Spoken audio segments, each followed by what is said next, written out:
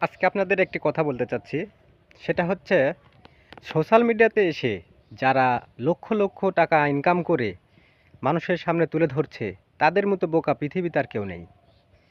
কারণ আপনি হয়তো লক্ষ, লক্ষ টাকা ইনকাম করছেন, মানুষের সামনে তুলে ধরছেন। আপনি মনে করছেন যে আপনি কত বড় কিছু করে ফেলেছেন। আসলে আপনার এটা মূর্খামো।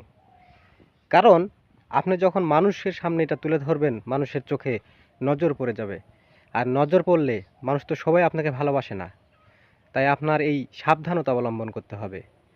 আপনি ইনকাম করেন, আপনি ইনকাম করলে মানুষকে দেখাতে হবে এমনটা বিষয় নয়। আপনি মানুষের সাহায্য করছেন এটাও তুলে ধরছেন। আপনি মনে করছেন যে পৃথিবীর মধ্যে শ্রেষ্ঠ ব্যক্তি হয়ে গেছেন।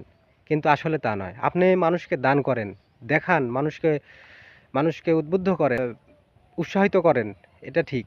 কিন্তু এমন কিছু করবেন যে আপনার নিজের ক্ষতি নিজেই করছেন। তার প্রমাণ থটস অফ বেল্লাল ভাই মানুষকে সহযোগিতা করতে গিয়ে নিজের কত টাকা ইনকাম করেছে সেই প্রচার করতে গিয়ে নিজের বাস নিজেই নিয়েছে। এটাই হচ্ছে বাস্তবতা। কেউ আসলে কারো ভালো সহ্য করতে পারে না পৃথিবীতে। আপনি যদি একটা ভালো কিছু করেন, সেটা 10টা লোকের ভিতর 5টা লোকই দেখবেন আপনার সহ্য করতে পারবে না। কথাটি সবসময় মনে রাখবেন। সবাই ইনকাম করেন, মানুষকে সহযোগিতা করেন, গরিব মানুষের পাশে দাঁড়ান। কিন্তু এমন কিছু করেন না যে নিজের ক্ষতি নিজেই করবেন। তো সবাই সাবধান থাকবেন, সুস্থ থাকবেন, ভালো থাকবেন। আমার কথায় যদি আপনাদের মনে কষ্ট লেগে থাকে অবশ্যই ক্ষমা করে দেবেন।